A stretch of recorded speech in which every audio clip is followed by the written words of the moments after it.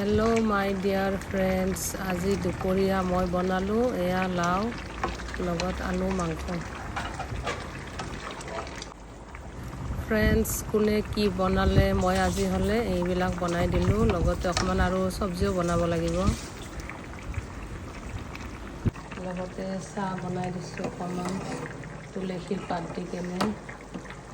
এয়া মোৰ অকণমান কাহ চৰ্দি হৈ আছে, আদাও দিছোঁ, দালচেনি, লং, এইপিনে বনাইছোঁ ভাত হৈ গ'ল, গৰম আছে। আৰু এইপিনে বনালোঁ মাংস। এয়া ফ্ৰেণ্ডছ, তৰকাৰী ৰেডি হৈ গ'ল। তাৰপিছত মই এতিয়া কাটিব লাগিব চব্জি, মানে নেচেৰা মাহ।